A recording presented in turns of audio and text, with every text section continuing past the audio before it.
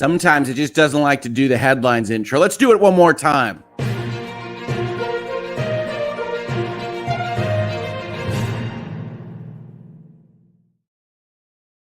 Feels good, man, right? We need that intro. Sometimes it doesn't like to do the transition. How are you guys doing this morning? Welcome to Hangouts and Headlines, November 10th, 2022. I'm going to try to fight through a little bit of a frog in my throat this morning, which is why I'm very glad right here at the top to welcome in Ian Runkle of the Bailey, who has decided that sleep is for the dead this morning and has just foregone the entire process to be here with us because, you know, he is deeply invested in the American college sports scene. How are you doing, Ian? Oh, doing pretty well. I'm actually feeling a lot better. I mean, I was kind of hiding it, but during the 24-hour live stream, I was occasionally like stepping away for breaks to just cough up a lung. And you mentioned that. So I'm feeling a lot better now. I've still got a cough, but I'm feeling less like death. So that's a good thing. Now, for folks that haven't seen you in a while, I have an important, critical question of legal significance. Is the beard, is the facial hair, is that staying? Is that a new improvement? What are we thinking, Ian? My wife has given this till about the end of the month. All right, and so it's an experiment. I don't know if I like it. Okay. I'm kind of like, I kind of have the homeless wizard look. For what it's worth, I think it works for you. I think you look good.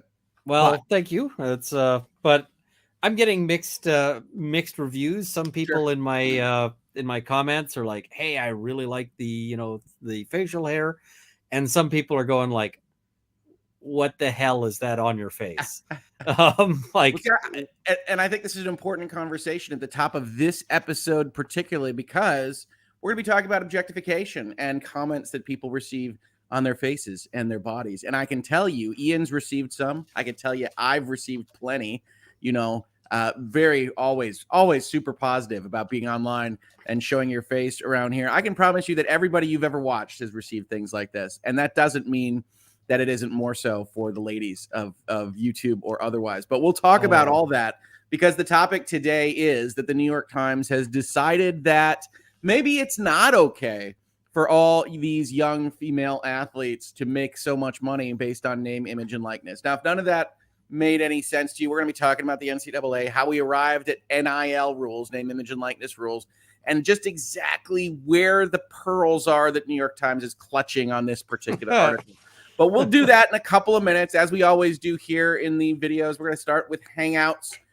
Ian, what are you playing while we drag some Hangouts in here? Were you playing any good video games lately? I know you played a ton on Saturday. I've been playing Sniper Elite 5, mostly because I've got the sort of Xbox subscription, and I was debating whether I was going to keep it going. Okay. But Sniper Elite 5 is on that, and I liked 4, but I kind of feel like I'm playing it wrong because it's like, hey, we've got this whole stealth mechanic and whatever else, and I find I just go through and just shoot everything, and it's really, it's like, oh, I could sneak around this guy, but he's still a Nazi, and so why don't I just turn? And the game actually has this mechanic. It's something that they borrowed from a webcomic where they were like, I forget which webcomic it was that did it first, where they were like, what if they told you little factoids about this person's life? And so if you actually hover over them with the binoculars, it'll show you like, and sometimes it's like, oh, this guy is a true believer and plans to name his kid Adolf. That is literally one of the things that might come up for one. They're trying to make you feel good about the shooting. But the other ones, like sometimes it's things like, this guy is secretly smuggling out his rations to feed to a dog. And, there's one where there's a sniper and it's listing his things as, his dogs at home just had puppies and he's just managed to secure leave to go visit them. And I'm like, oh, that's sad, but still a Nazi. That's right. And, what a weird thing. I have not played this game, Ian. But I had played earlier versions of that series. What a weird thing. It is kind of weird, but yeah, I just kind of find myself going through it with like, the glitter blade strategy of murder, murder, murder. And which is a reference to Lawyers and Dragons. If you don't follow it, that's our good friend Rob at Law and Lumber, who is a killing machine over at Lawyers and Dragons Land. Diana B, thank you for the super chat. Special guest morning. Two of my favorite law tubers or tuners. Law tuners sounds like lawyers who play surf music on the weekends. Yeah, law tuners. I like it. Thank you, Diana B. I really appreciate it. Shireen says, "Ooh, this is the time I'm going to convince Ian that my video game is good." Laughing emoji. Shireen, what's your video game? Which one do you like? Because I can't win. He's not coming over to the side of immortality anytime soon. The other one I've been playing is I've been playing Prey again, and because of Saturday. I mean, yeah, basically, but also because Prey is just a good game, and Prey is one of these games that it's just like I really want to see a good sequel to it. So although it's tough, and I don't want to give away spoilers because talking about like the sequel aspect really ties into the plot of Prey. So I like to call it twisty. It's a twisty game. Yeah, it does well. Like we had this whole discussion on twists, and Prey is one of these games that I still like the plot even after I know all of the twists, and it's got several. Like it pulls off several twists repeatedly where you're just like, all right, this is, they've just readjusted my impressions of what's going on here. People love the ending of Prey. People love that whole end sequence. The end sequence is good. Although it's funny, somebody was like, hey, what's your favorite ending? And I kind of like the one where you get on the shuttle and just leave. Book it. And it's like, no, this is dumb, is basically the response to that. And then it's like, you have achieved an ending. It is not the good ending. It's not even the bad ending. It's just you suck at that, at engaging with the moral philosophy here. Sue asks a question, Ian, and I want to give you the opportunity because I'm still super, super proud of everything that happened on Saturday. How much did you raise so far? The total is just a touch over 50,000 US, which is insane. And you guys are all wild and amazing because, I donated, I forget how much in that, as sort of a starting thing. And, all the rest of that is you guys out there in the community. So, and the best part is I'm going to claim some credit for some of the other people on that, other people's donations. And specifically, I mean, the company behind Ark Survival, whatever. The dinosaur? And Vin Diesel?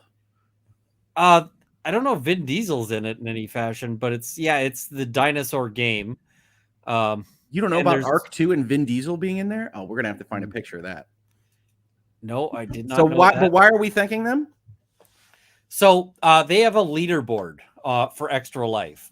And in order for some of these companies to say, hey, we were in the top 5, they basically poured money into their donation pool. So they donated to their own thing in amounts like $10,000 and $50,000 just to push me off the leaderboard so that they could get up there. So I'm like, all of those donations that made them do that were basically tripled because of the so I'm like, there you go. Yeah. There's some credit for you. Who is this Runkle of the Bailey? Let's get our marketing money in there. See, here you go. Here's Mr. Diesel riding a dinosaur for Ark 2. Okay. This is who you're competing against. Fast and Furious with dinosaurs. Get out of here. Stop that. I'm just like, that's good news. That's a thing. Yeah, yep, no, and I can't be mad about the people pushing me off the leaderboard because it's all going to kids, right? So I'm just like, yep, go ahead, kick me off that leaderboard. But I I'm amused is what it comes down to at the end. Hey, that's fantastic. That is fantastic. Yeah, Claude Simeon says, I love the $40 and $10,000 donations in the top 5 above Ian. Ha ha ha. Yeah. And you look at them and it's like, oh, right. You just poured. It's like they're pouring money into their own till. Well, in Wizards of the Coast has this huge number. And when you look at it, it's 770,000 is from Wizards of the Coast. I'm like, all right, fair enough. Other than that, they raised like $12. But and somebody's like, you've got to get a profile picture. I'm like, it's way funnier if I don't. And you're just a random like bot. These marketing sorry, companies, like the marketing department is sitting there going like, who is this dude? Well, see, we got to make sure that they know your name in the future. Yep. Well, and I mean, with luck, I'll be doing this again next year and trying to make their life difficult again next year. Hey, there you go. There you go. I like this. I saw 2 Worldwork signs side by side and thought of you and Ian playing Moon Crash. You didn't whack it with a wrench, did you? Get out of your car. Especially don't whack it with the car. No, they get mad about that kind of thing. Yeah, real mad. Whiskey 77, thank you for the super chat. Day off due to a hurricane, and I wake up to Hoeg and Runkle. Great start to a day off. Yes, certainly us and not the hurricane. Stay safe out there. Hopefully everything is fine. Emily Aaron. I've never had to deal with a hurricane, but they don't sound like fun. No, I don't think there's a lot of hurricanes up in Canada. I could be wrong. You can correct me on this stuff. At least not where I am. So, but how is everybody else doing? We always talk about where you're hanging out from. What are y'all thinking about? We skipped Wednesday, obviously. As I said at the top of this video, I got a little frog in my throat, so we're going to be trying to work through that. But I seem to be doing okay as of right now. Where are you all hanging out from? What other games would you recommend for Ian to play? Ian is very open to game recommendations, including from whatever you want to recommend, Shireen. And I will give just about anything a try. I can't guarantee that I will like everything. He will savage your game. Just so we're clear, he doesn't hold back. I mean, we don't have to talk about immortality. It's okay. I used to play a lot on one of these flash game sites, and I did a lot of things which I basically was calling misanthrope game reviews. And I was not always kind. I will say that and be like, hey, just, they've got this game and here's the mechanics and they're bad and you shouldn't play it. I wasted time on this. Don't. Well, there you go. I mean, at least if you're telling it honest, you can save somebody some time, right? Yeah. And I see somebody saying, Don't Starve. Don't Starve is a good game. Have you played Don't Starve? I have. Yeah. Clay. I like Clay. I think I've played everything from Clay. They do good work. Yeah, I think the latest of theirs is one of my favorites, Griftlands. That one I haven't played at this point. But, yes, Griftlands involves card battling in which you have to win rhetorical arguments with cards. So, obviously, right up my alley. Interesting. Oh, I don't know. Ian, do you play mobile? You playing any Marvel Snap? I don't really do mobile games. I did. I played a lot of Plants vs. Zombies Heroes. Okay. And then I just the game I play on my phone when I'm bored is Don't Starve. So Sardinisms says, I'm spelling something in Ian's handle wrong. It's just not popping up. So they asked me. My mom wants to ask, what about the drafted people in Sniper Elite 5? So they do have a lot of people where it mentions like one of them, it literally comes up as this guy got drafted because he had a bachelor party go wrong and woke up drunk in the back of a truck on the way to like training. Mm-hmm. And I was just like, yeah, okay, but you're still like one less person at this point is still going to help the war effort. So yeah, I just find it hard to be like, maybe I shouldn't shoot this guy because I'm like, there's a lot at stake. They're making you make moral calculations in a game called Sniper Elite 5. Yeah, and I mean it's kind of weird because like you could be taking a shot at like 500 yards and it's still like, did you know this guy has a puppy? I'm like, how would I know that? I'm just seeing the top of his head poking up over sandbags through a rifle scope from 500 yards away. That's true. It's an omniscient narrator that is communicating these things to you. Yeah, so I'm just like, that's just a little weird. Oh my goodness. Brett with a very big, generous super chat. Thank you so much, Brett. I would like to say happy birthday to all my fellow devil dogs. 247 years of pride and tradition is being celebrated around the world today. We are all graduates from the University of Science, Math, and Culture, USMC. It's not usually what I see for USMC, Brett. I wonder if there's something humorous going on there, or I think maybe. I think Brett might be having fun with us. Thank you so much for the super chat, Brett, and congratulations on the anniversary. Katie says, I'm free from my cast, stuck wearing a splint, but I can take it off to shower and wash my hands. Good. I'm glad to hear it, as much as I like seeing the cast pictures, Katie. Is that EDB in the profile pic? I think that's EDB. That's awesome. I mean, there's only so many purple-haired lawyer-looking ladies, I think. So. With the glasses, I'm pretty sure those are her trademark lenses there. So, yeah. Well, congratulations, Katie. And if we're right, congratulations on your photo with Emily. Thank you for letting me know. Yes, Katie says that's EDB. Nice. One of these days I got to meet EDB, and I got to pin her down during like some of the complete lack of spare time she's got to do that Legally Blonde watch party. Yes, our friend is very, very busy, isn't she?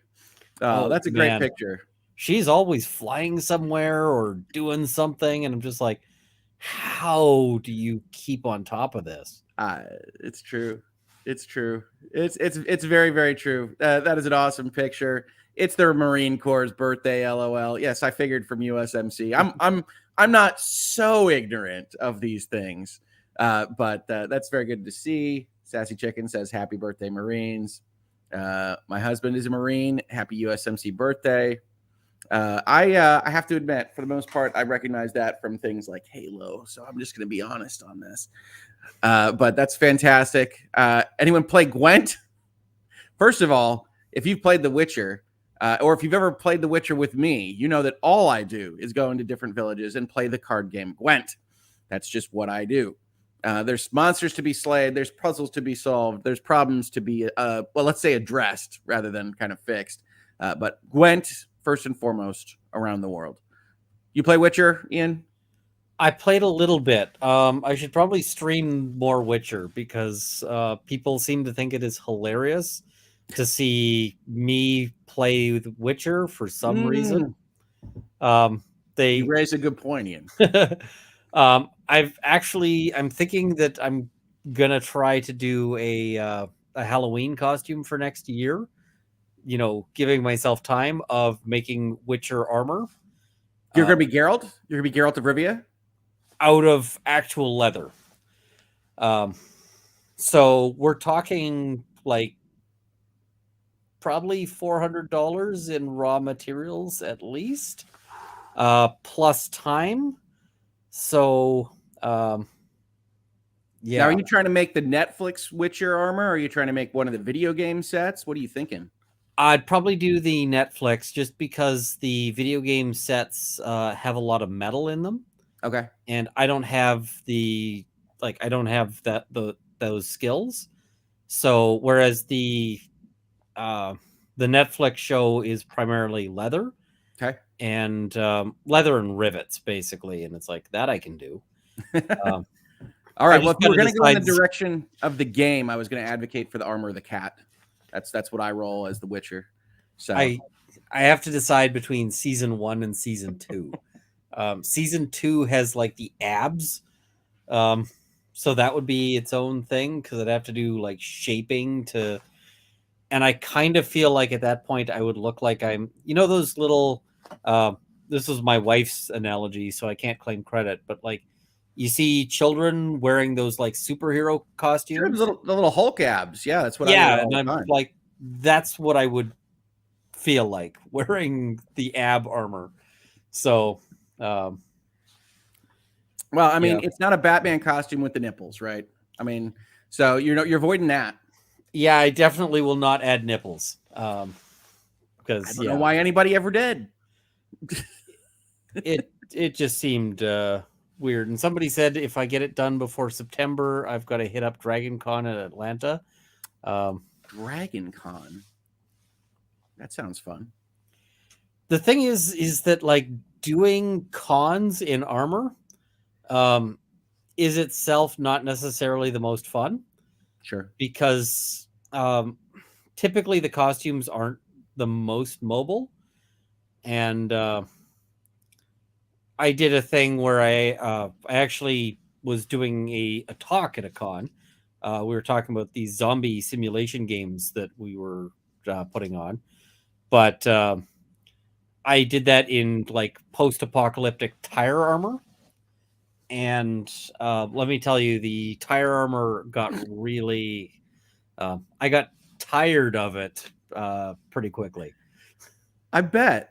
So you've already attended a con in armor. Yep. And a gas mask. I really don't recommend that. That's not a lot of fun. No, it doesn't seem like it. So any convention I've ever been to has already been kind of hot and sticky. I can't imagine going in full regalia. It does help with the smell of conventions, but these are real facts, folks. Convention facts. It doesn't help with the sticky. So yeah. It's a lot of people in a small space. It's always a little bit iffy. Mantha says, love Gwent. Our first run, we're like, what is this? A card game in a game? Then we realized what it was like and did some way out of in each town to find people to play. Oh yeah. I was making, I think I was playing with my brother in the room. I think he was watching. He was doing his own thing. He was on a laptop or whatever. But he's like, every time I look up, you're just playing this stupid card game. Said, yeah, that's right. Master Gwent. They have a whole quest line about a Gwent tournament. You got to get those cards. Then there's a Whereas I played it and I was like, what the heck is this? And then I didn't play Gwent anymore. So. Oh no, Gwent is life. Crazy Cat Queen, if y'all organized a law con event, Ian could meet Emily and everyone could meet you all and nerd out legally. Happy face emoji, big brain emoji. Yes. Well, as I've constantly said, sovereign independent nation states, very, very tricky to actually organize into anything real, but we will keep it in mind and see what we can do. Yeah, I feel like that might be a little bit like hurting very damp cats. And I was gonna say, what's harder than cats? What can you specifically not hurt at all? Flies? Some kind of insects? Hurting cats with the fire sprinklers going on? Okay. All right. Like, I feel like that's what we'd be talking about. Every single person who offered to play Gwent with me, I played and beat.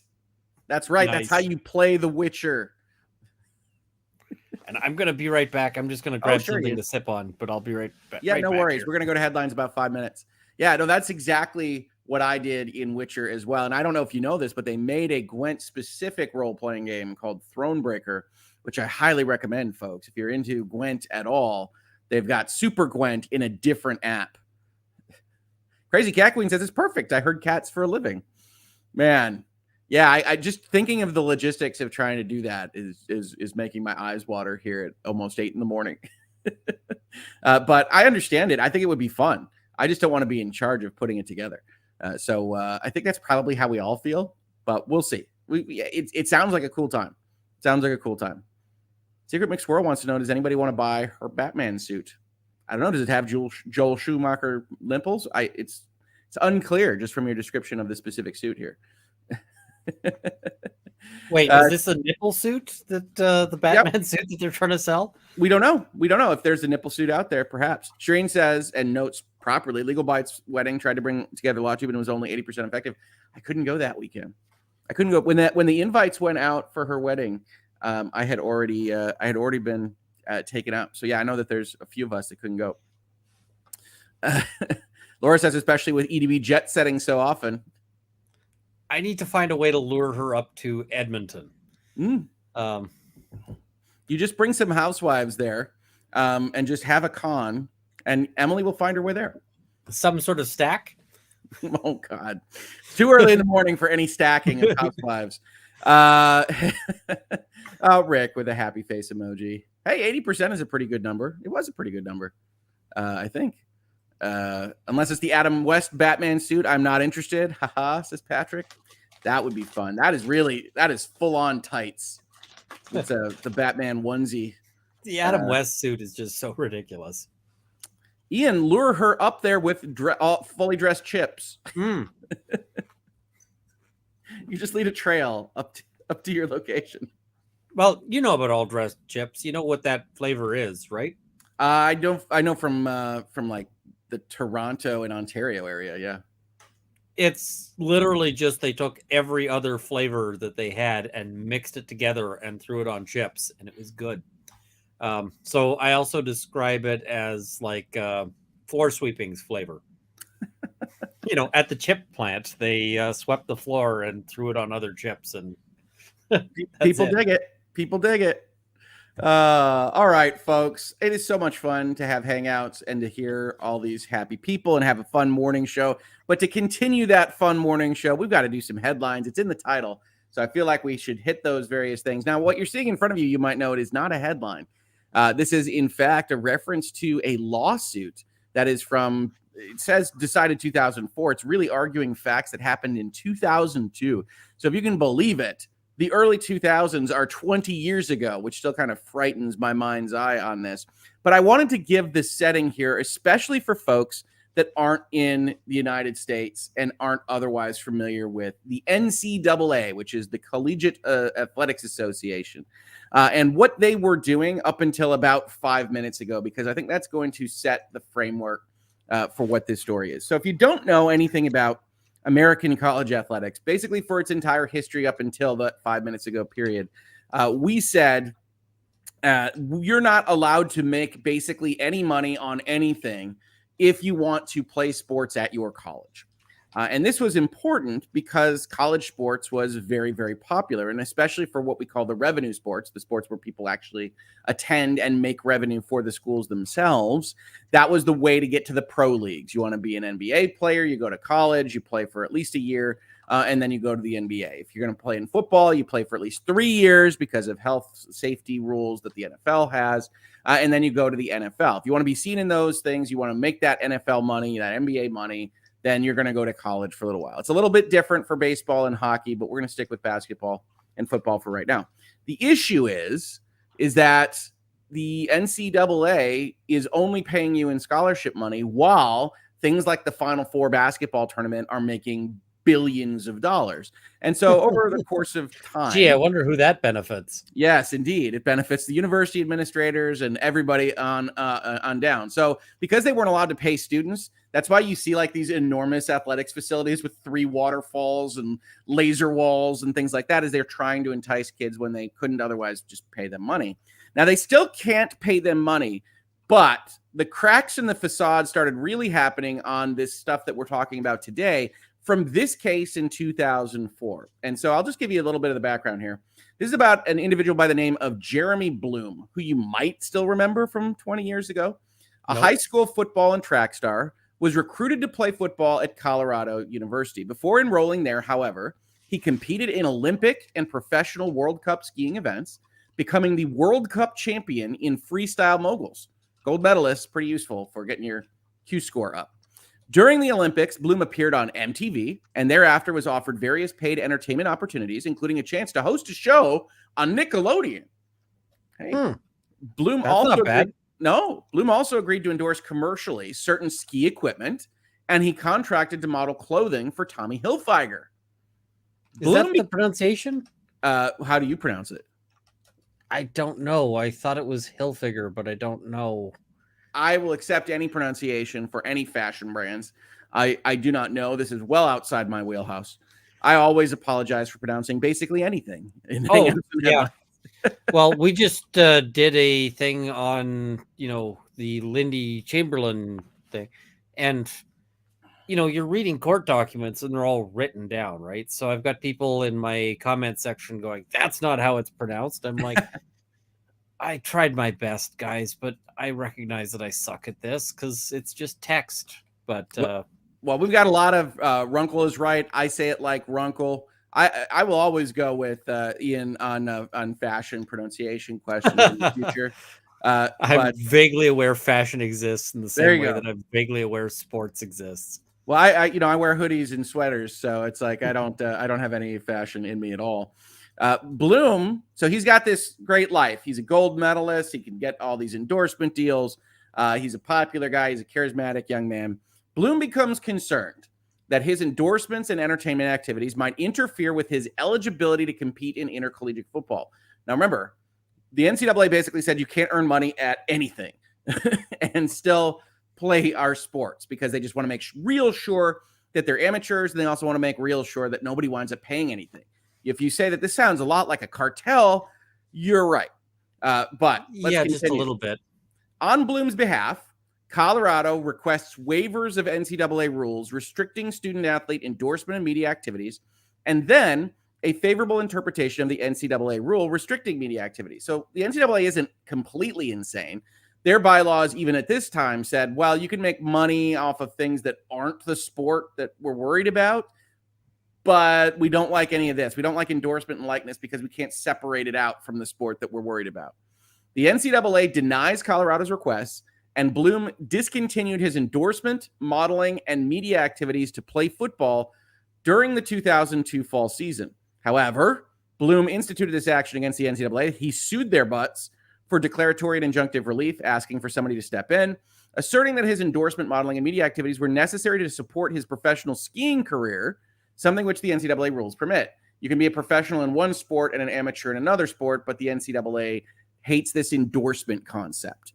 And so ultimately, I don't think I actually highlighted this, ultimately the NCAA would win, Bloom would lose, and this kind of became a fractious situation for a long, long time until earlier this decade, states started saying, well, we see no reason to not allow people to make money off of their name, their image, and their likeness because they were starting to lose cases. The NCAA very recently lost a case, which is covered on this channel, called Alston, where it was found essentially that they had the building blocks to have an antitrust claim brought against them.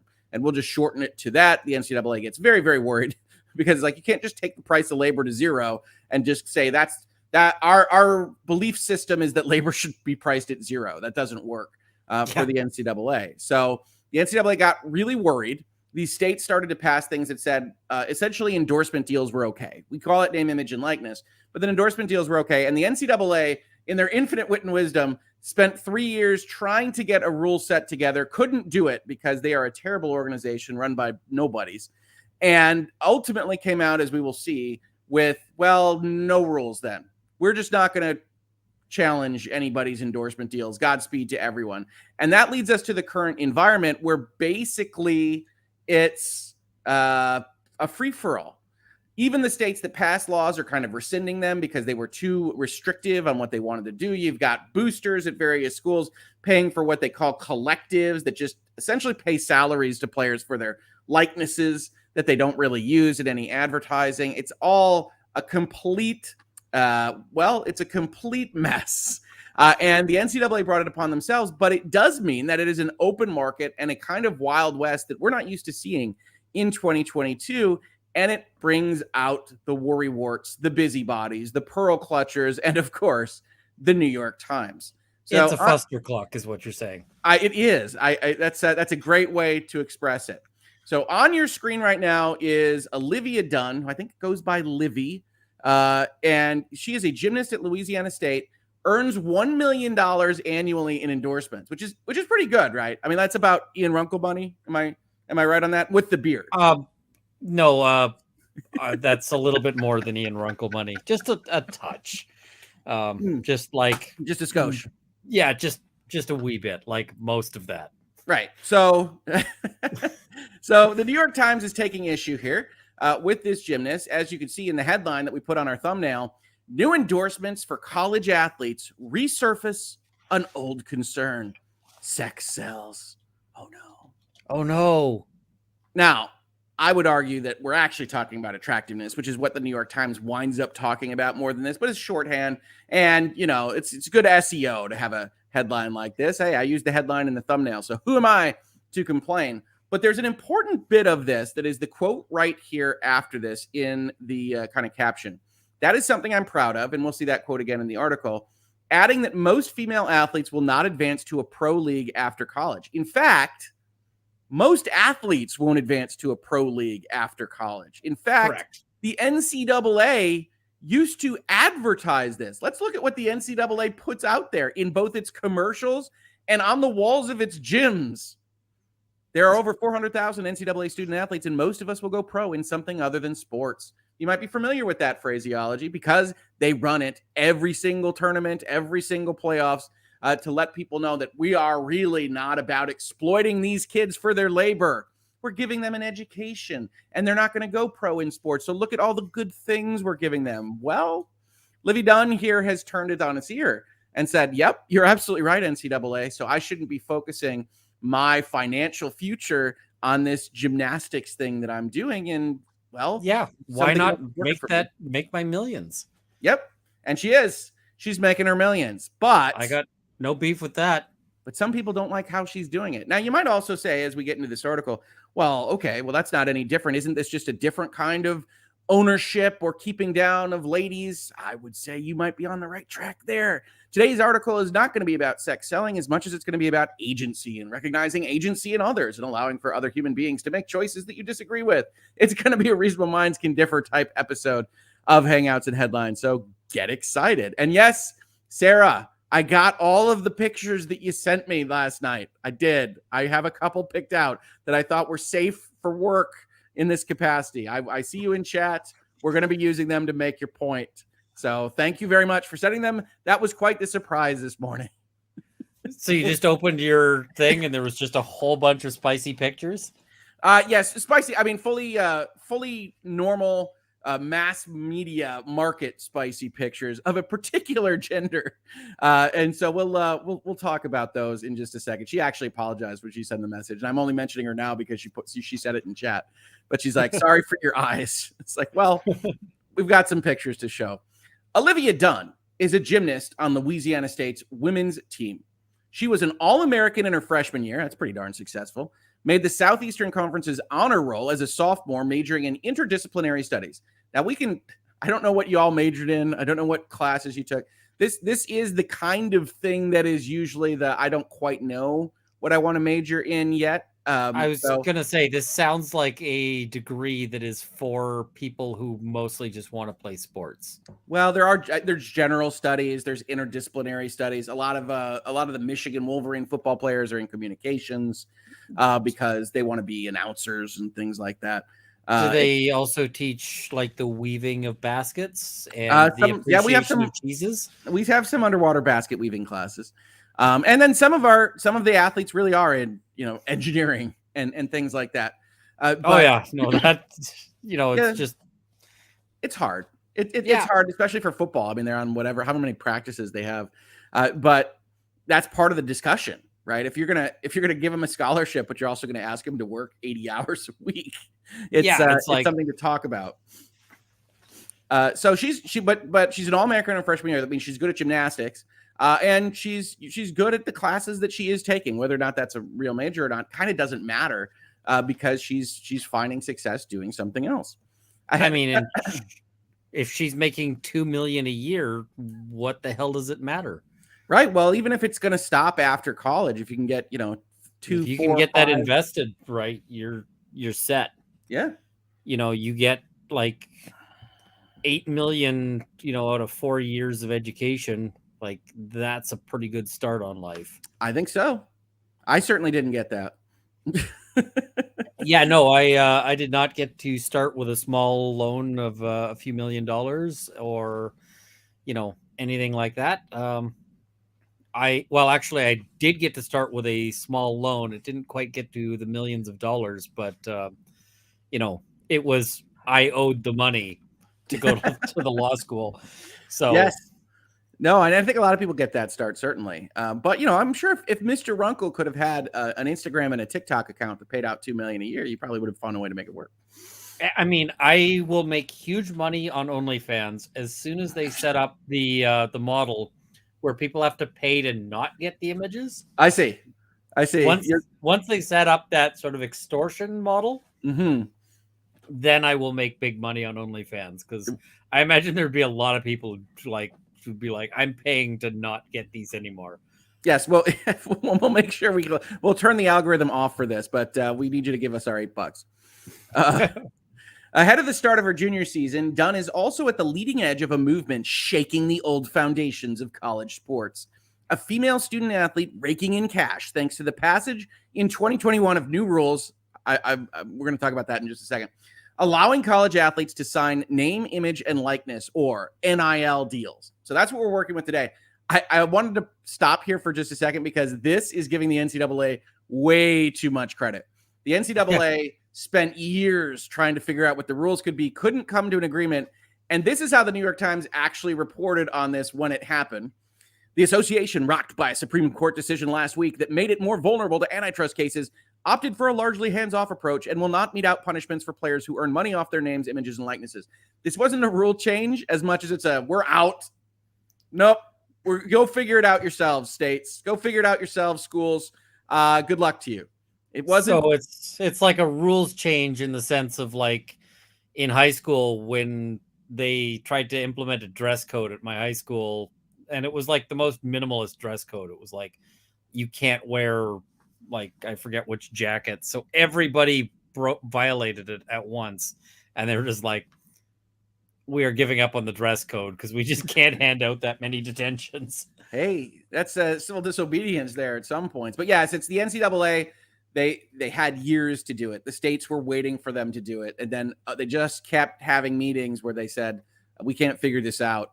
And then finally the state said, well, then we're passing laws and then we'll sue you if you try to do anything. And the NCAA said, we don't want to be sued.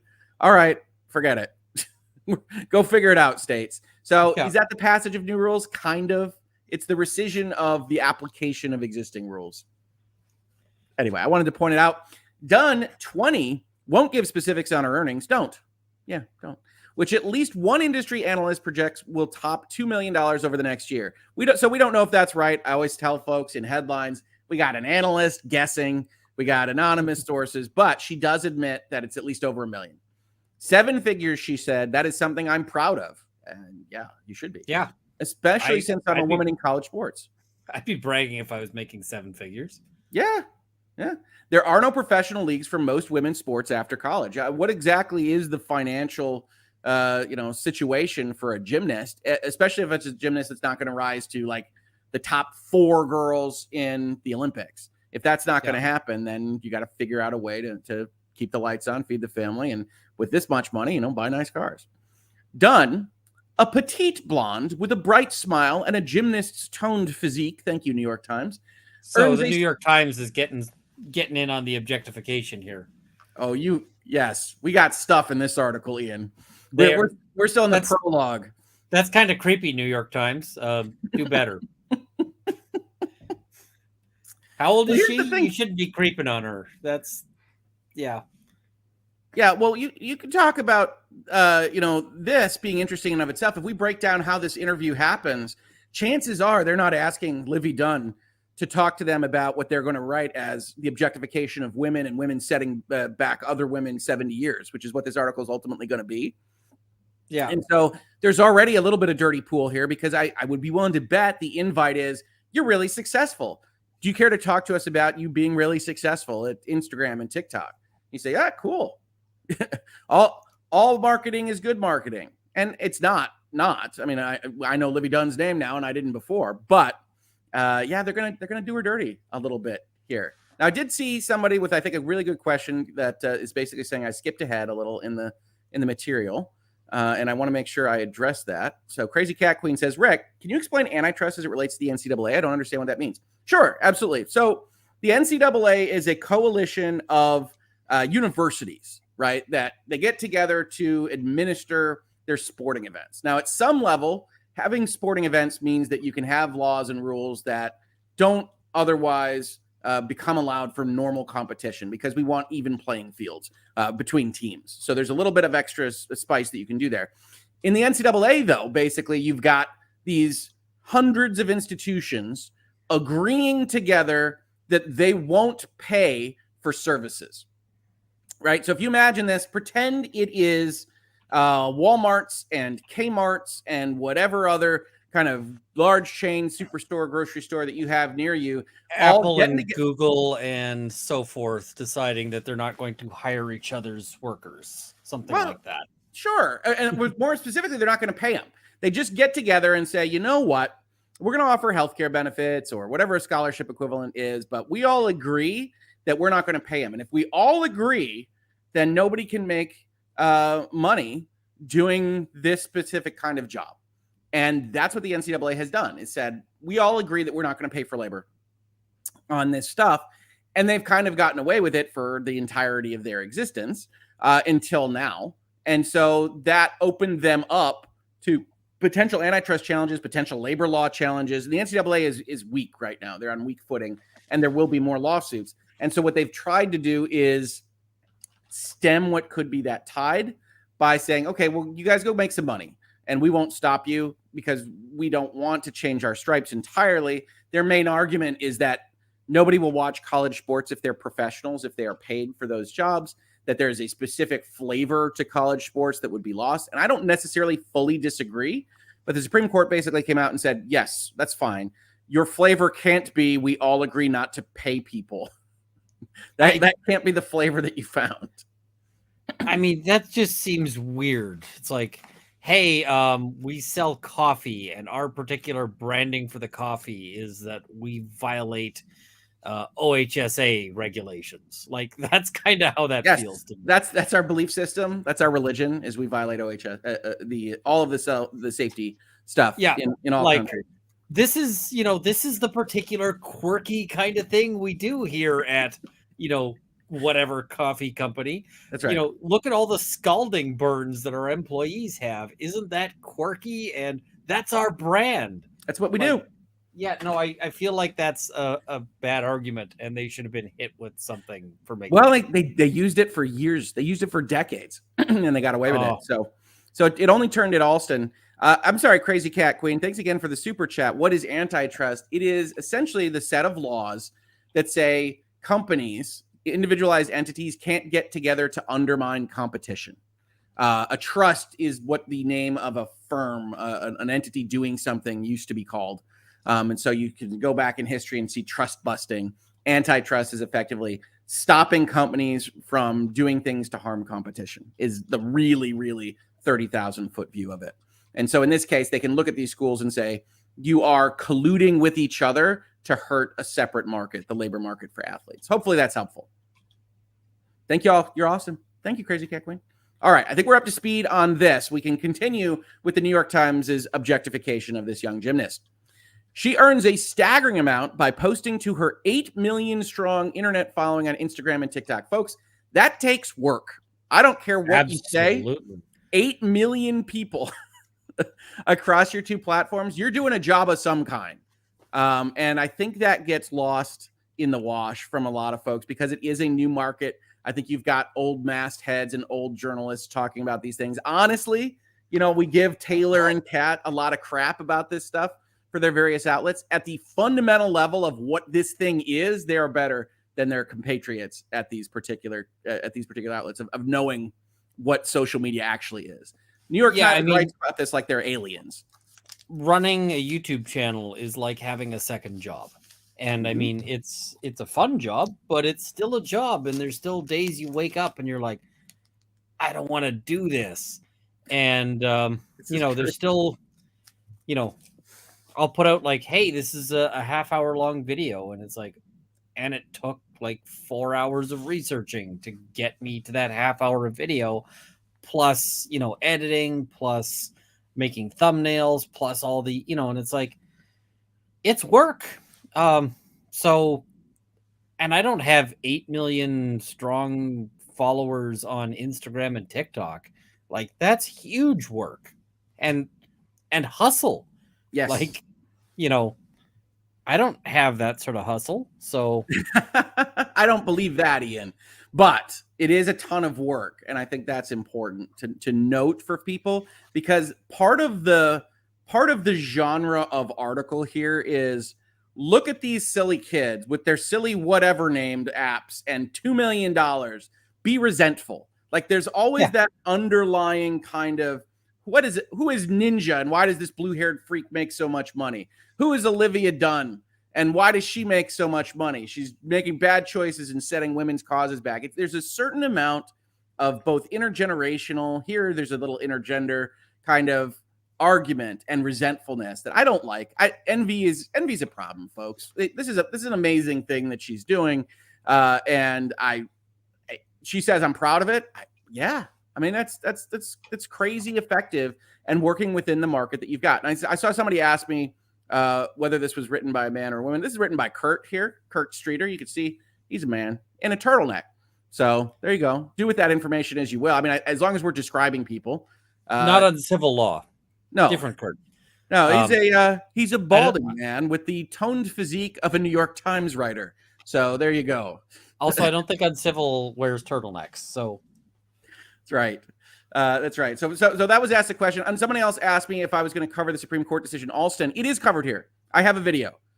So check that out. I actually didn't.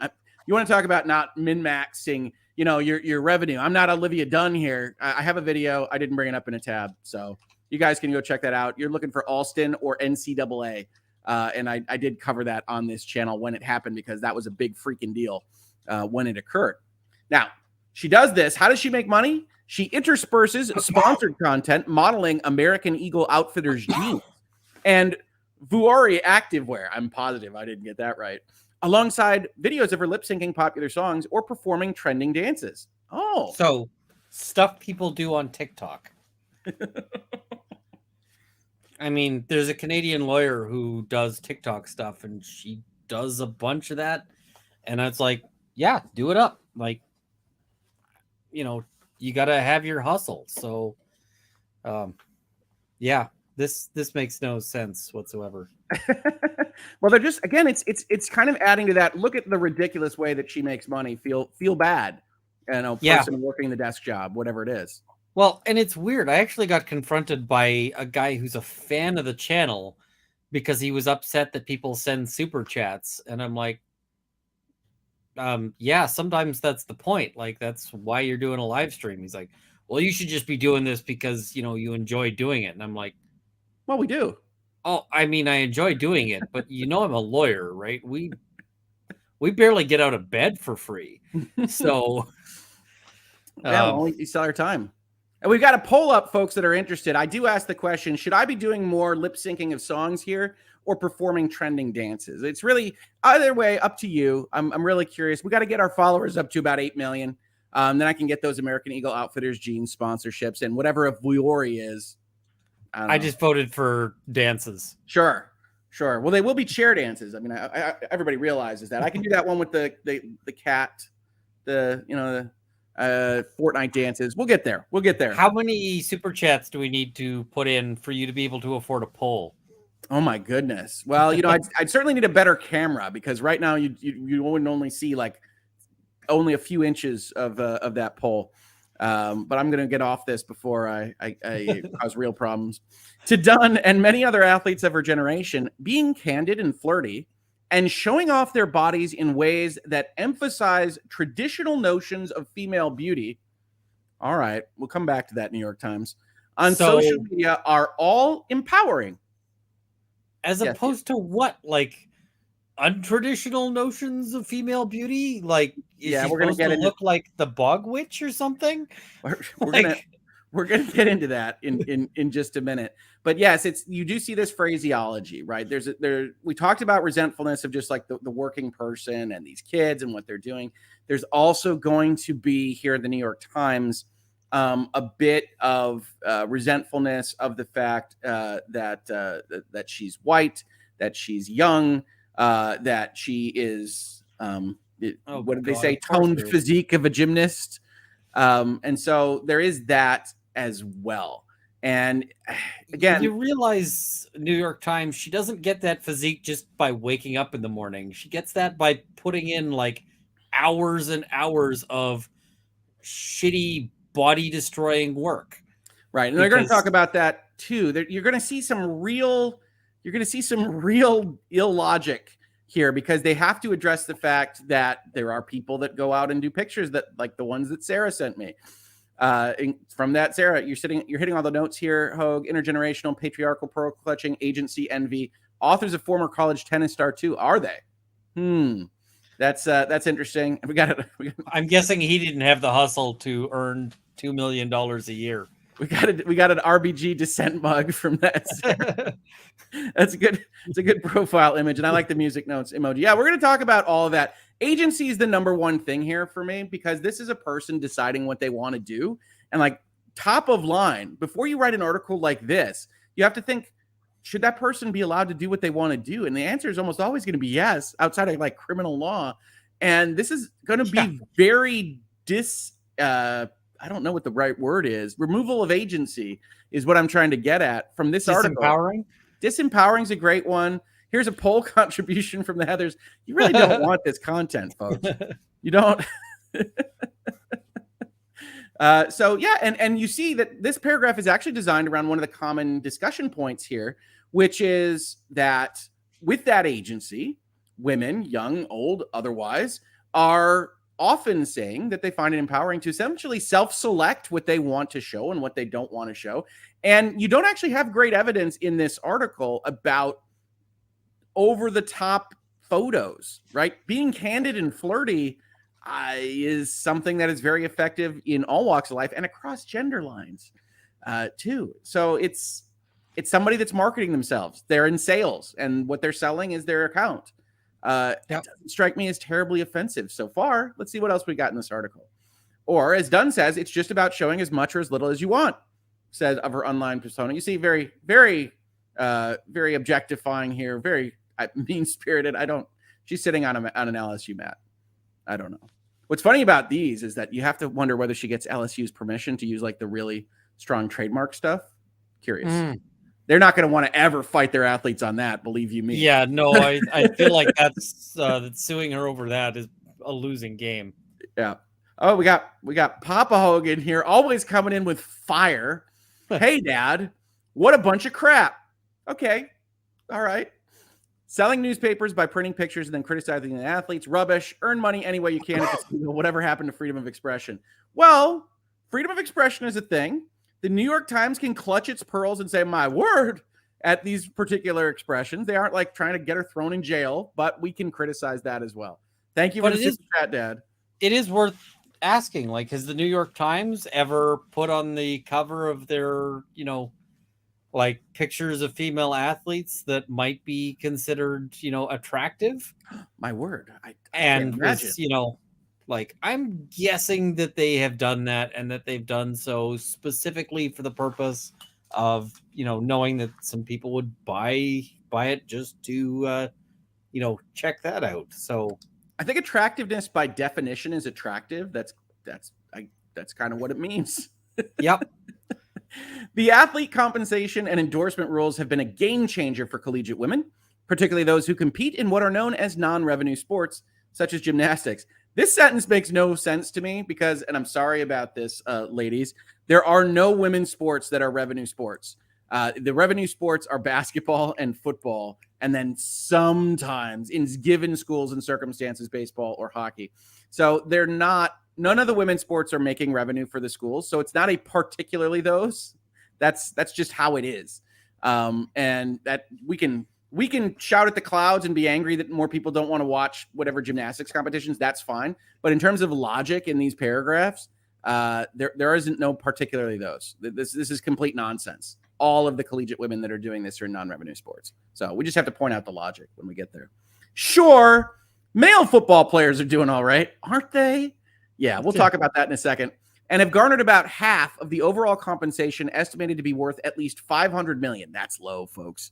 I don't know where you're doing your research, New York Times, that's low. Fueled by collectives formed by wealthy supporters who pay male athletes for everything from jersey sales to public appearances. Now, when this was all going down, As you could tell from the Bloom lawsuit, as you could tell from some of the stuff I also highlighted from the NCAA, this was all about college football. Almost all the money in college sports comes from college football and comes from March Madness, which is the March-April basketball tournament, which is awesome. I highly recommend it. I love March Madness to death, but that's where almost all of the NCAA's money comes from. And so the notion was that most of it would go to football players, and indeed it has, and often in a way that is designed to try to get football players to go to your school. So we're back to boosting and all that good stuff. But Nurse Liz throwing some fire in the chat. Is she? She is. Oh no, what is Nurse Liz saying to me? Hi, Nurse Liz, by the way. Check out Nurse Liz's channel in the chat, throwing fire. Today we learned Hoeg does not think pole dancing is a sport, very revenue generating. See, I knew this was going to be tricky this morning with y'all. Yes, Nurse Liz, I will acknowledge that pole dancing is revenue generating, but I have to point out that pole dancing is not recognized as an NCAA sport. Maybe that's wrong. Maybe we could seek to have that changed. But as of right now, it is not revenue generating for the universities. When we say non-revenue, it's not for the people, it's for the schools. Fair enough. Oh, my goodness gracious. Okay. So male football players basically making a lot of it, but what was maybe a little bit unexpected and shouldn't have been is that the ladies are doing all right. Women are more than holding their own as earners, thanks largely to leveraging their social media popularity. If you're marketing and endorsements, you're leveraging whatever popularity you have. Along with Dunn, other female student athletes have been minted millionaires by the NIL rules, including Haley and Hannah Cavender, twins who play college basketball in Miami, Sunis Ali, the Auburn gymnast and Olympic gold medalist at the Tokyo Games, and Paige Buckers and AZ Fudd, basketball stars at Connecticut. Probably Azzy, but I apologize to any of you that are listening to this video for butchering your names. And one thing that you should note in this paragraph is that a lot of these are ladies that are successful in their sport, because one of the arguments is going to be that it doesn't take success in your sport to get this money, and there's a resentfulness there about what's happening. And this, Olympic gold medalist, yeah, all right. Why did Jeremy Bloom get those endorsements? He won the Olympics. That's going to happen when you win the Olympics. And then the question becomes, at this level, should these kids or young adults or whatever you want to frame that as, should they be allowed to earn money and still participate in a sport at their university? I think the answer to that is a clear yes. So what are we talking about? But, oh, here we go. The New York Times, they're upset. Get your fainting couches ready, everyone. The new flood of money and the way many female athletes are attaining it troubles some who have fought for equitable treatment in women's sports and say that it rewards traditional feminine desirability over athletic excellence. Did the list you just did the Olympic gold medalists and actual successful All-American? I did see an Olympic gold medalist on that list. And Olivia Dunn's an All-American. What are we talking about? Yeah, but here's the other thing. Who gives a damn? Like, let people make their money. Like, I don't care if they have no athletic skill and they're making their money on OnlyFans. Oh, or doing, more conventional sex work. Like, let people decide what to do with their own bodies and make money. And this whole thing of we want to control people and stuff is just like, go away. Yeah. Well, and this is the times, right? This is an interesting take on what is essentially a freedom and agency kind of concept. While the female athletes I spoke to said they were consciously deciding whether to play up or down their sexuality, some observers say the market is dictating that choice. And here I like that you're here, Ian, right? Because we are in the social media business. We are streamers and video makers and content creators. And while the market might lean one way or another, does it dictate our choices, Ian? I mean, it does to a certain extent, in the sense that I might think it would be funny to make a video that's just like a half an hour of me making animal noises, but I don't think people are going to watch that, right? People watch for my legal commentary. So you're going to get chat telling you that you should do animal noises now. You know this. Yes, right? And chat is going to be lying because chat is full of mischief. They are full of mischief. But so there are some elements of like, hey, I will lean towards doing legal commentary instead of, ape noises because I don't think ape noises are going to make money. Those are for shorts. You can do a different animal for each short. I could totally, I could make those videos if I felt like it. They would just absolutely fail. Except that I see people in the chat who are definitely doing what you said they would, which is of course, do the animal noises stream. We know chat. But like,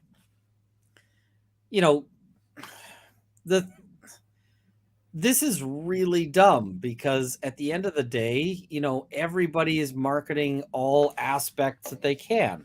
I mean, if I was a more handsome guy, maybe I'd be leaning in different directions with my channel. But the Jeff Goldblum, you'd just be laying down on a comforter. Hello and welcome to Ian Runkle of the Bailey.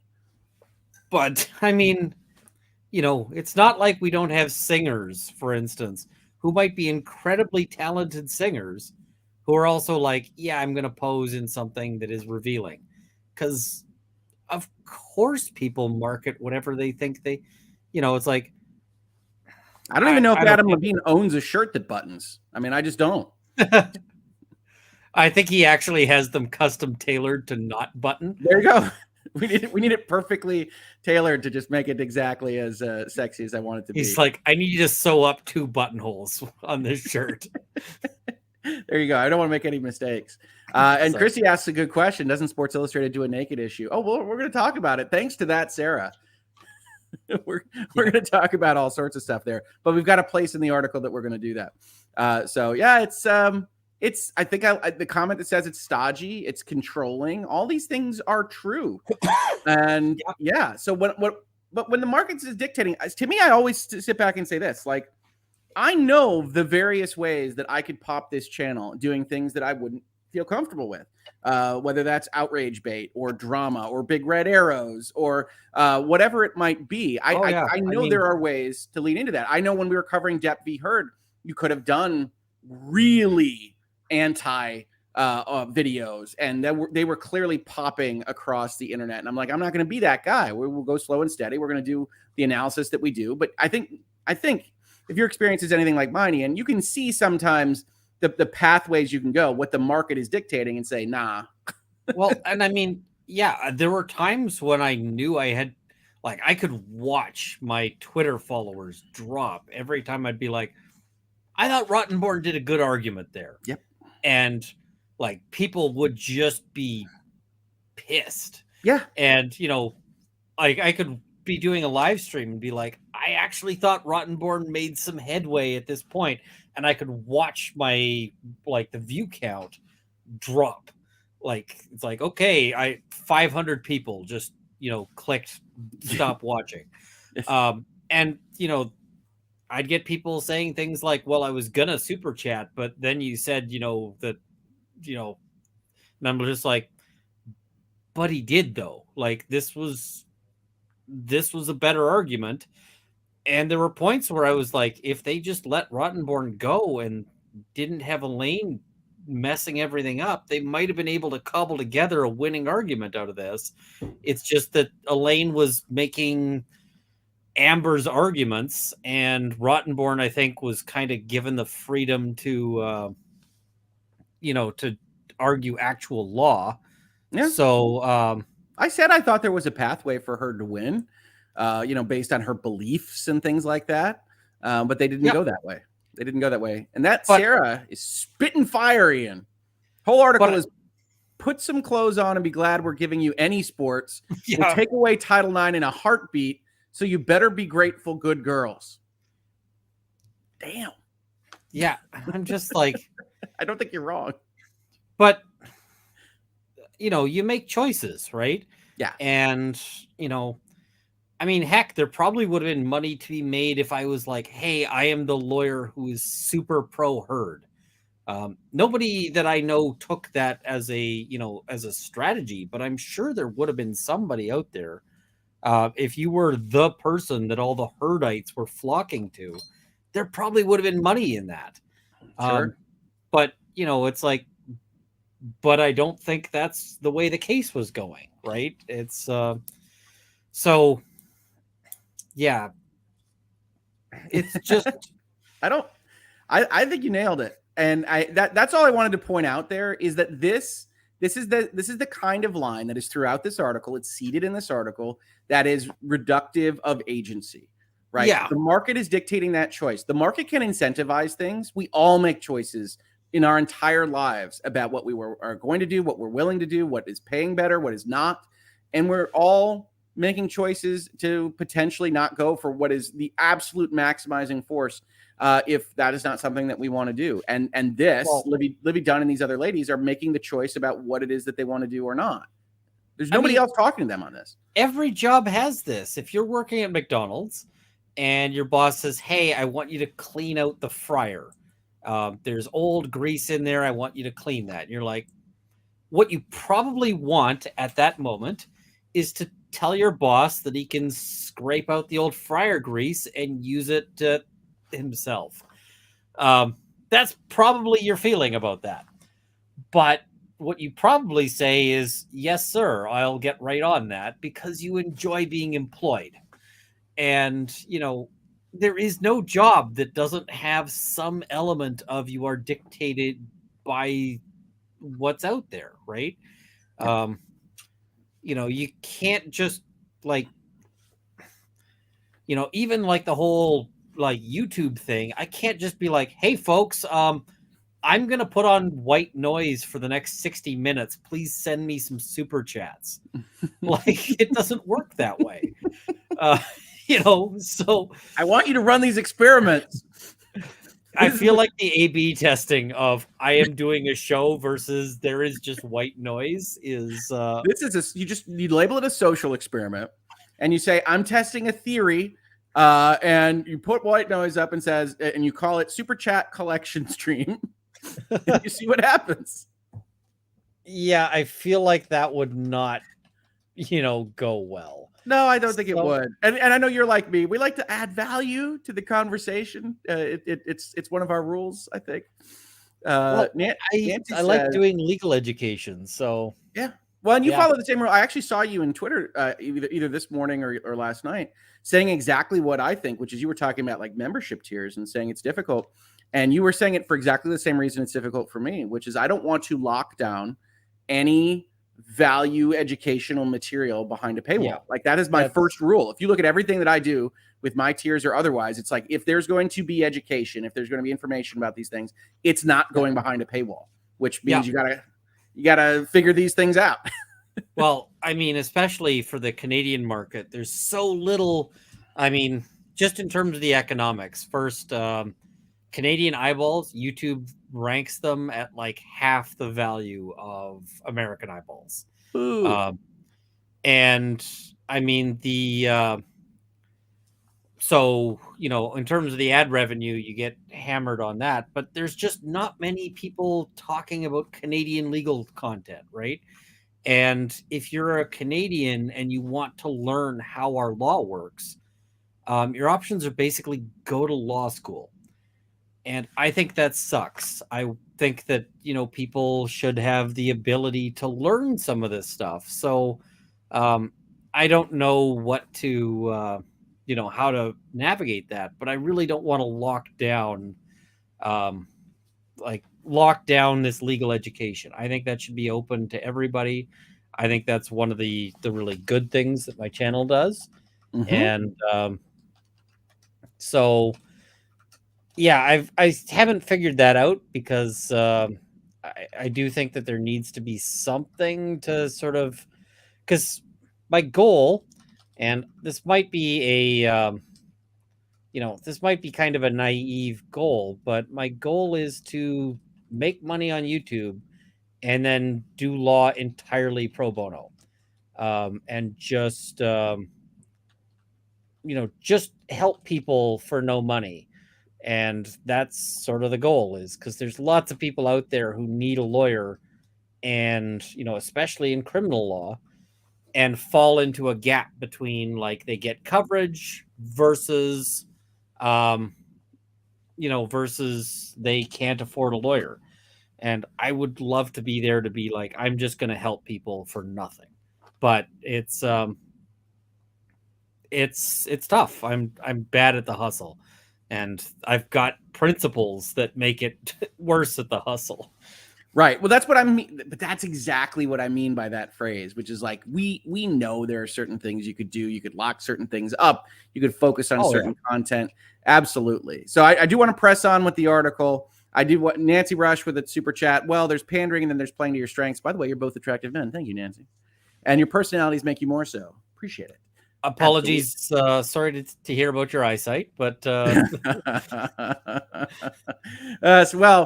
you're absolutely right. Right. You can tell where pandering lives. You can tell where some more money is. And look, you can criticize people you see online. I'm not here to tell you that there aren't players and grifters in our side of the world, certainly on Instagram and TikTok. But you can't just say, this is an attractive young lady, we need to cut her down. That can't be your thesis.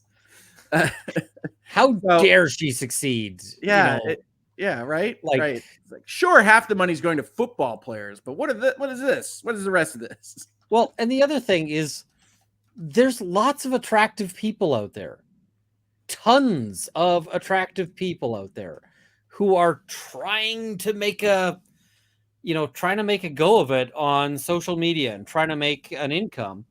And I'm guessing that there's also lots of there's these athletes who are pulling in 2 million. I'm going to bet that there's also attractive female athletes who are on Instagram and on TikTok and on YouTube earning,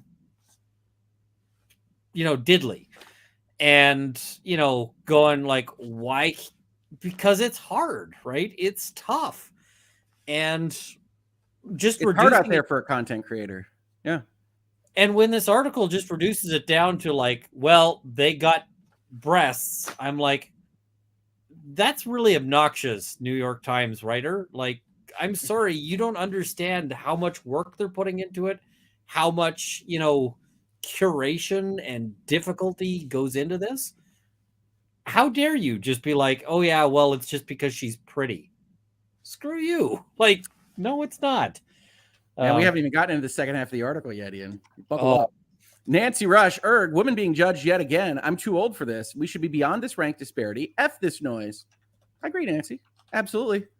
That Sarah says, if social media and NIL existed when I was in college, my Spicy Hoeg women's rugby team would be doing the same thing and probably with more delectable fruits of all types, to be honest. Peaches and lemons, it looks like. I hear you. I'm pretty sure that's peaches and melons. Oh, and melons. Yes, there we go. Yeah. Delectable fruits. Yes, indeed. Yes, indeed. Leanne makes a great point. Pretty is work. These are not roll out of bed type photos. Yeah, no, I'm guessing that there's a little bit of effort put into that. All right. Andrea Gurin, a researcher of sports business at, I'm sorry, British chat members, Loughborough, maybe pretty close, University in England, studied female athletes trying to make the Rio Olympics in 2016, many of them American collegians. One of the big themes that came out is the pressure that they felt to post suggestive or sexy photos of themselves on social media. Now, this is somewhat passive voice. Where from? Themselves? Others? Also, possibly from like the New York Times, because to get to make the team, the Olympics committee. What are we talking about? Somebody in the chat made the point of they had that picture of her on that mat. They could have easily said, "Hey, you know what? Could we get a picture of you in a parka?" Well, yeah, I mean, like look. They didn't. This isn't even just a blank headline, New York Times. It's like, all right, this is quite the article about we too much objectifying. This is unacceptable. Check out our piece in the New York Times. Yeah, check out this picture, and it's like, all right, you guys didn't pick the parka picture. No parkas. So, yeah, no parkas. And yeah, so you've got this. I would love to know exactly like the nature of this. We could look that up, but New York Times, you can give us a little bit of extra color on this stuff. She noted that some of the athletes had decided that making public such imagery wasn't worth it. Okay, so not dictating this. While others were making choices. While others had found it was one of the primary ways to increase their online popularity and earning power. This paragraph is fantastic. It's very true. But if this is the case, that's different people making different decisions. And what do we say here? Reasonable minds can differ about what they do. And it sounds like agency to me, folks. Yep. Scroll through the social media posts from female college athletes across the United States, and you will find that a significant through line on many of the women's accounts is the well-trod and well-proven notion that sexiness sells. Again, I really do think we should distinguish between attractiveness and sexiness, but it's fine. Posts catering, and male athletes never post pictures of them shirtless or whatever else. That never happens. No, it doesn't. It's all parka shots. It's all parka shots. It really is. I don't know what we're talking about. This is, by the way, this is what Sarah sent me. I picked the two that I felt were the most showable to you all. Yes. So the point Sarah is making is that this is how business gets done, as Michael Scott might say about the Chili's. And so, yeah, indeed, you are right, sir. Now, posts catering to traditional ideals about what makes women appealing to men do well, and the market backs that up. This is kind of weird. This is a weird sentence because they're using the traditional ideals. They're trying to get into that place in discussing these kinds of topics that it's like, well, it's just tradition that leads to this level of attractiveness, and we need to be open to more other things. And that's a perfectly fine thing to try to espouse. Maybe not in the same sentence where you're saying the market backs that up, because that's suggesting that it's not traditional, it's actual attractiveness. That the group of people that are otherwise invested in these things are backing that up. Now, I also don't think that it makes it a dictate that you go out and do these things. You can make choices, but that's not how the New York Times sees things. Stanford's Tara Vanderveer, I think almost certainly not Van Derver, but there you go. The most successful Van Derver. Van Derver, the most successful coach in women's college basketball, sees the part of the NIL revolution that focuses on beauty as regressive for female athletes. Should they not be allowed to make money? What is the alternative on this exactly? How is it regressive that Ms. Dunn gets to decide exactly how she makes her fortune? I don't know. Well, and Sarah Smile has an excellent point in the chat saying the girl is posing in her school-assigned gymnastic leotard. Why doesn't he criticize the school instead of the girl then if he has such a problem? The other thing that makes me think about that is I'm betting that the school has been known to put butts in chairs and sell tickets to things partially on the basis of the outfits they put, say, the cheerleading team in. Do they think that they're never marketing that, like that the schools aren't? Nope. Certainly cheerleaders or song girls or whatever your school might call these particular individuals are often placed in specifically provocative positions. And certainly, I think that's been a topic of consternation from folks like this at the New York Times. So maybe they're just moving on to the next kind of topic. People are thanking Sarah for sending me these pictures in my inbox. Man, she sent like 20, folks. And those were the two that I thought, yeah, okay, I could put those on the channel. People work hard for the those thing bodies. is that I'm sure that some of them were a lot more, a lot spicier. Well, yeah, they got a few more. Sarah's already said, you forgot Ryan Lochte and the rugby boys without their pants. Yep. Thank you for sending those to me, Sarah. Appreciate it. Appreciate it. Like I said, it was a fun surprise in the morning, most definitely. But the point is absolutely valid, right? This is how things work. You go try to make people pay attention to you, and magazines and the New York Times and everyone else have dealt with that. And the real thing that seems offensive to them here is that it's not going through them. It's not selling a paper at the New York Times. It's not selling a Sports Illustrated issue. It's not selling whatever ESPN, the magazine, wants to put out there. It's going directly to the individual in this question. And I have difficulty seeing how that's not an improvement to not go through a media company or a gatekeeper or a skeezy agent or whatever to get to decide for yourself when you're going to take those photos and make $2 million off of them. How is that not better? What is your alternative to all this? Now, Ms. Van Derver, or Vanderveer, we really can't tell. Who knows? Says, I guess sometimes we have this swinging pendulum where we maybe take 2 steps forward and then we take a step back. We're fighting for all the opportunities to compete, to play, to have resources, to have facilities, to have coaches, and all the things that go with Olympic caliber athletes. And this is a step back.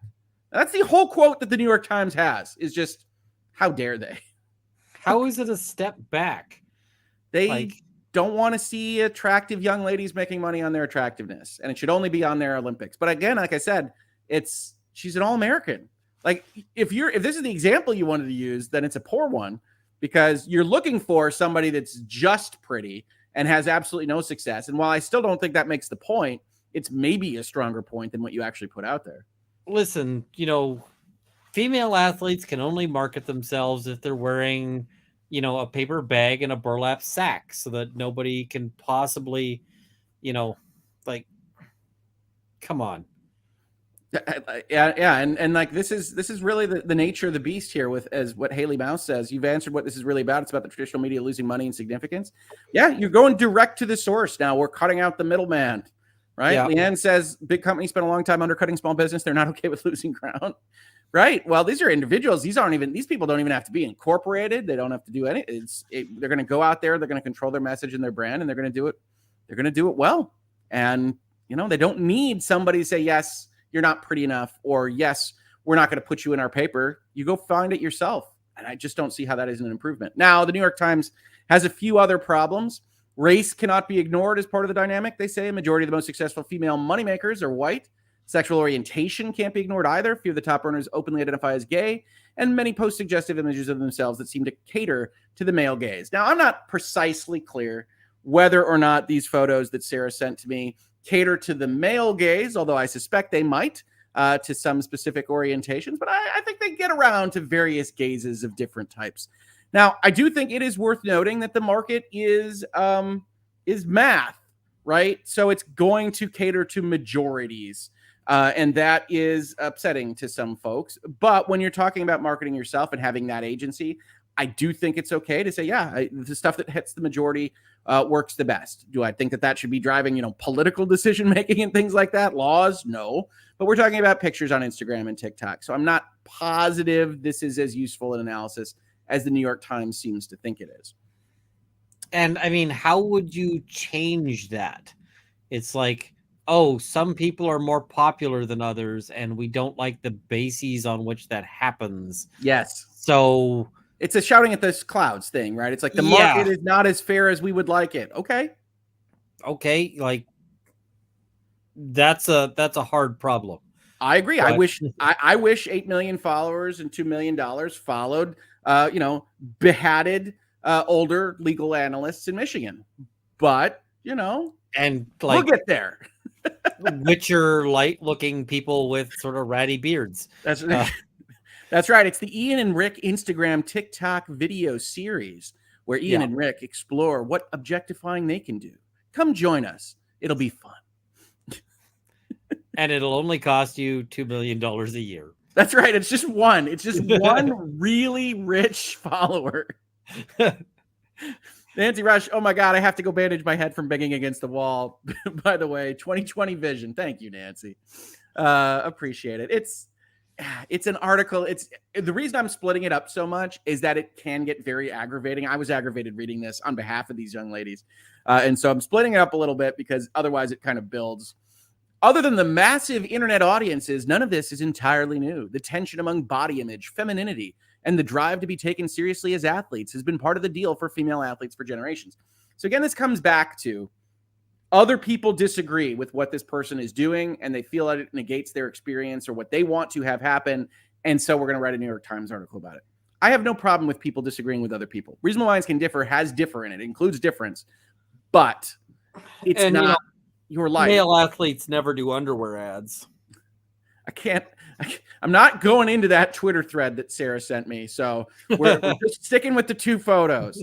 So they talk about 70 years ago when a tennis player grew famous for lacy underwear and body hugging outfits. We're going into the 90s where Katarina Witt was a Playboy cover model. Think of the Sports Illustrated swimsuit edition or ESPN, the magazine's body issue, in which artful photos of nude athletes have hooked a mostly male audience for years. Like I said, I'm not sure this isn't for males, but we're kind of undercutting your previous paragraph, okay? Let's just say that. Let's just say that. But those depictions also continue to draw female athletes who see such shoots as a chance to promote body positivity, to feel boldly confident about the physiques they've honed through hard work, or to challenge norms about femininity. This is an amazing sentence, right? Because not only is this mind reading, they're trying to ascribe specific motivations to females that might otherwise participate in things like the swimsuit edition or the body issue, but they are implicitly stating here, in terms of rhetoric, that it's okay as long as you're challenging norms about femininity. Yeah. Is there a particular reason why, Mr. New York Times author, you can't celebrate femininity or norms about femininity? And who are you to tell them which way to go on this? I'm not going to tell them. You want to challenge norms about femininity? Fantastic. You want to feel boldly confident about the physiques you've earned? Sure as heck, I haven't earned those. Go be boldly confident about that. I have a physique that is a streamer's and lawyer's sitting on his butt doing law physique now for 2 decades. That is the physique I have. It is in somewhat, boldly confident, because that's just how I roll through life. But otherwise, who are you to say what these people are thinking and that it's only okay if these women are doing it to challenge norms? That's crazy talk to me. That is stealing of that agency. And that's the kind of thing that bothers me. It really legitimately does. As a father of 2 daughters, let ladies have agency, for Pete's sake. Oh, we're fine with agency just so long as they do exactly the things that we think are okay, which, out of a sense of progressivism, will also just happen to be exactly the same thing the prudes will say. Like, there is a weird notion of a kind of lining up of the pearl clutching between, like, what I would consider the, 1990s kind of conservative prudism and what you see sometimes now. And either way, I just don't think it's okay to sit there on high and say, this is unacceptable, when they're not even really claiming. I know, Ian, you said you would go so far as do OnlyFans and those kinds of things, and that's fine. It's kind of a different conversation, but they're not even claiming that far here. This is it's photos just on Instagram. Too suggestive because she's in like a gymnast outfit. Yeah, it sounds like the author's working through something. I mean, in all honesty, but like, gymnasts gonna wear gymnast outfits. That's kind of a thing, right? That is, it's like, oh, why are all these lawyers wearing suits? I'm not. I love Big Law for that reason. Yeah, I've not often worn it. I was gonna say I've never. I'm pretty sure that I've worn a suit at least once on a stream, but I try to avoid it.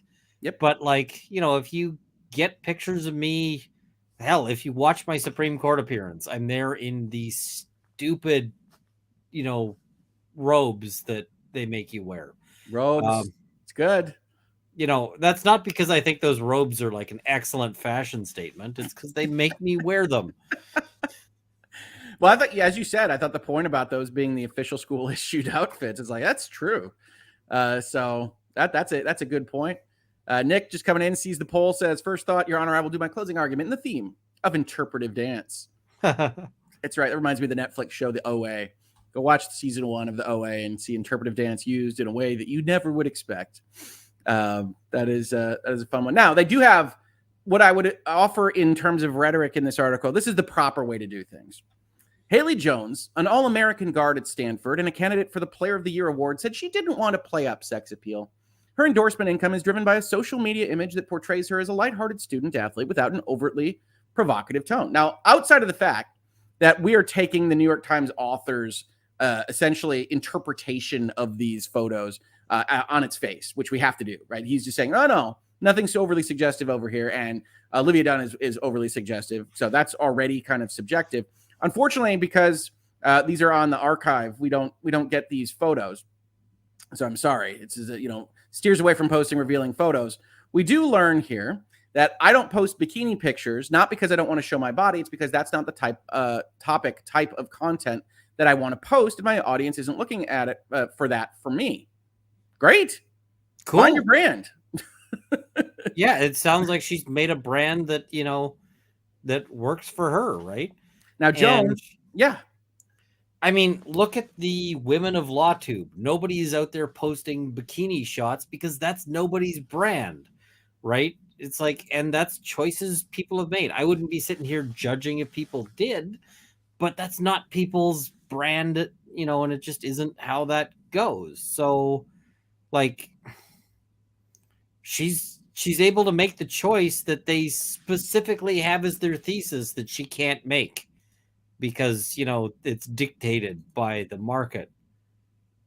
Right. Except that, you know, again, that whole dictated by the market and they're being forced into this and this isn't okay and everything else is undermined by you can go a different direction. And maybe you don't maximize your endorsement. Now, it is worthwhile to note, since they included the paragraphs about race and orientation, Jones is among the few Black female collegiate athletes considered to be a top endorsement earner, has learned to quickly deconstruct the pros and cons of the new era of commercialization. She has endorsements with Nike, Beats by Dre, SoFi, and Uncle Funky's daughter, a hair care product for women with curly hair, among other companies. Rishi Dowlett, her agent, said Jones had made over 6 figures since the NIL legislation passed, but declined to give a specific figure. That's good work. I haven't made 6 figures on, you know, through my YouTube channel. So, oh no, the 4th anniversary of this channel will happen in a couple of weeks. I can tell you right now, I do not have 6 figures from YouTube. Yeah, so good for her, right? Absolutely. Like, don't be resentful. Celebrate success. Jones was quick to note female athletes can choose not to participate in social media and lose out on the biggest profits, or they can take part, make money, focus on the support of fans, and hold their breath with a sort of resignation about the swath of online reactions, often leering and sexualized comments on their social media platforms that show how much they are objectified. Now, this I will say, right? I do not have the female experience in content creation. And I can tell you from being, you know, on Emily's channel, on Alita's channel, working with some of you, that it does appear to me that chat, especially anonymous chat or others, get a little bit more spicy, a little bit more aggressive. On the other hand, I've also been on streams with Rob, and you all are constant with Rob. To be fair, Rob was the first on LawTube to post feet pics. Well, Rob's got feet pics. Rob is breaking beds. Rob named himself after wood. I mean, look, we talked to him about this as it was happening, but I do want to at least observe that, especially when I was on Depth Heard and I was on with Alita, you know, whatever, 15 hours a day for 6 weeks, that she gets stuff that I've never seen. And it's like, oh. So I do think there is some truth to that. The experience on the internet, especially with anonymous users, can be worse for women. I don't want to discount that in this space, but I don't get like the thirst comments. I get an above average number of death threats. So like including talking to other people in LawTube, I get more death threats than you would expect. Like a lot of them. So I'm like, yeah, I mean, that part of the deal with the whole like being online and so forth is you're gonna have interactions with the crappy parts of the internet. And, you know, just about anybody can get on the internet, even if you are, you know, literally living in a cardboard box. You can walk into a library, get on a computer, and send crappy messages to people who are putting themselves out there online. So, honestly, I think that's the big negative to this space. People joke with me, right, or otherwise, you know, try to negate me or otherwise. You're looking for clout. You're looking for fame. My joke is that, like, I like to do this. I really like to do this. I like to have these conversations. I like to have information, education, hopefully put out there. Man, if I could do it without like all that extra kind of crap, I would do it in a heartbeat. I would do it in a heartbeat. I don't. That is not what I've ever been looking for out of this. But it's part and parcel to the thing because, as you say, you want to do this and then do pro bono work. It's like I also, as a lawyer, you know, I'm keeping the lights on, feeding the family, and wanting to make sure that this is at least something that isn't insane to spend my time on. And you guys in chat and all these wonderful like super chats are helping make that happen. And I'm so appreciative of that. But there's a lot of crap that comes with it. And I don't need to tell this chat that for the last, 6 weeks. Everybody's seen, people making money on Hoeg videos in the title. It's like, all right, cool. And people like to immediately attack like looks or whatnot. Now, that's never going to bother me ever. So I always think that's a useful, fantastic, great. I could dismiss this. It's like, whatever. I'm old enough to not care. But you do get that all the time. Well, It's like the guy who, got into my DMs to send me a message going, "You're pretty weird, aren't you?" And it's like, yes, well spotted. No kidding. Indeed I am. Um, like, also, sorry to be the one to tell you this, but that's gonna continue. Was kind of my response to that one. Like I said, we're of an age where it's like, if you can't, life's too short to worry about that kind of stuff. Go enjoy yourselves, folks. And everybody's going to be weird in their own way. I promise you that. Diane sends a super chat. I really appreciate your Reasonable Minds Can Differ brand. Yes. Not just a brand, an ethos. That is literally my life philosophy. Thank you for providing the space for discussing topics in such a fair and balanced way. Well, thank you for joining us, and thank you for the super chat and supporting talks like this. While I'm thinking of it, by the way, since we have talked about Ian and his desire to really invest fully in the YouTube space, go check out his channel, Runkle of the Bailey. Go subscribe. He's got such wonderful stuff. He's got 24 hours of material you can just go watch, where he slowly goes delirious, and I try to keep him awake at various points in time during the day. And it's just fantastic. Go check it out. I will link it. Generally speaking, I link my guests in the chapters part. I'll say thanks to Ian Runkle of Runkle of the Bailey. So check out that link when I add it after the fact, and just have a great time. He's got awesome stuff, and he's great for a lawyer like me because I have no idea what's going on in Canada. It might as well be Sumerian, and he brings up all sorts of stuff, and that's a lot of fun. Now let's finish this article off so we can send people about their Thursdays. As we just said, Jones said, "Hey, you know what? You can decide what you want to do." And you can go outside wearing sweatpants and a puffer jacket and you'll be sexualized. This has never happened to me, but I assume she means for young ladies. I could be on a podcast and it could just be my voice and I'll face the same thing. So I think it will be better there no matter what you do or how you present yourself. This is the society we live in. And that's what the New York Times finishes off. So not only did they waste our time with pearl clutching, not only did they use the photos that they otherwise are on their fainting couch discovering here, but they finished with, and it doesn't matter because you're going to get sexualized anyway. So somebody got paid for that article, folks. Somebody got paid, and we should celebrate that. Somebody took money from the New York Times Corporation to get paid for submitting that article. All right, there you go. So basically, they're saying you're going to get sexualized anyway, but the real crime is if you somehow manage to make a profit on it. Yeah, if you make money off of it, and to me, it's like this was not enough of a proof even to get to the point where you're like, well, these people are really going too far. They're using their university names or anything even remotely like that. It's just like here's a pretty girl in a gymnast's outfit and she's making a ton of money. Don't you hate her? Yeah. No, that's really what it comes down to. I think that your point about the generational, aspect to it of like, don't you hate that this woman is able to make all this money and her life is probably better than yours? It's like, I mean, I might like to have a more comfortable life myself, but yes. Who doesn't want more money? That doesn't mean that I'm pissed at her. No, like, exactly. It just means that I, gotta do whatever I gotta do in order to, improve my life.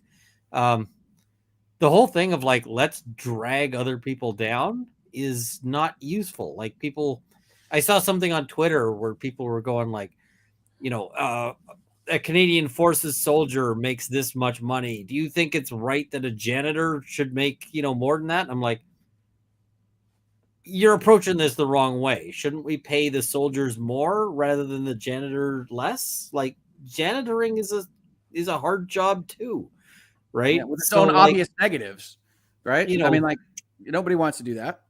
So, I mean, one of my friends in law school used to be a school janitor, and the stories he told me of what that entailed, I was just like, wow, they should have paid you more money. He's like, yeah, they should have, but they don't. We always get into that. Envy and resentment is like part of the human condition. So I get that, but I like to talk to people about it as best as I can, because you get these conversations with pro athletes all the time, right? Oh, my quarterback makes $25 million a year. Teacher makes $80,000 a year in public school, something like that. Is that fair? It's like, well, here's the deal. A lot of people want to go see that person throw that ball. That money is coming in. Should it go to the person throwing the ball, or should it go to the guy in the box that owns the team? Because that's what we're talking about. People have already expressed their market desires to go buy the tickets. There's already X amount of dollars coming into the company. Is it fair? Is the market fair? No, I'm never going to go out and tell people that the market is fair, that people throwing a ball should be valued so highly, et cetera, et cetera. But supply and demand is an iron law of these kinds of things. And so at that point in time, you can decide whether or not, do you think, Jeff Bezos, the future owner of the Washington Commanders, should get that money, or, whether it should go to the guy that's actually getting hit and otherwise doing the thing that you are enjoying watching, presumably, if you're otherwise making that possible. So there's all sorts of conversations you can have about that, about wealth and inequality and jobs and things like that. Maybe we'll do it on other Hangouts. Maybe you can come on, Ian, if you decide to not sleep another night. It's going to happen because I am not the best at making life choices. Ian's great because it's 10 minutes before the show. He texts me and says, I'm still up, by the way. I was like, I'll send you a link. Yeah. It's like, yeah, this is just how life is rolling. Oh, that's Sarah. Thank you so much for the constant super chats and the photo montage to wake up to this morning. Thank you, Professor Hoeg. Great and fun show today. I appreciate you, and I appreciate all your comments on this. And I can tell you're passionate about it, which I always like to see in this space. Diane, tincture, ethos. I stand corrected. No, it's a brand. It's both. We got blankets with it on it. It's a brand. I stand corrected. I heart your channel, and I'm so excited that I was able to catch you live instead of joining the replay crew. Celebration emoji, sparkling heart emoji. Thank you, Diane. I really appreciate it. It's both a brand and an ethos. No, it really is, though. I want to be clear on that. It's not something that I just came up with, said we need to put something on a blanket. It is how I live. It is how I believe. And the more that we can present that to the world, that somebody that disagrees with you even passionately is not necessarily a monster or an other, is going to help. I know it seems little. I know it seems like, especially after this week, if you watch the timelines on election day, don't go on Twitter like around elections. I don't know what to tell you on that. We still can be reasonable minds. We still can differ with each other, and we can still treat each other as human beings. Now, all right. Last Canadian election, people were like, hey, do you want to do like an election live stream? And I was like, I do not know. Thank you for asking. The answer to that is no. I would rather hammer a nail into my skull. So I like the Sarah comment here. Hoeg's going to start getting trolled by all the Sarahs. If I start getting like just a ton of DM'd half naked ESPN the magazine men in my DMs, I'm telling you, Sarahs, I'm telling you. All right, Ian. That sounded like a request to me. It did not. You're a terrible counsel. Stop doing that. No, it's not a request. It's not a request.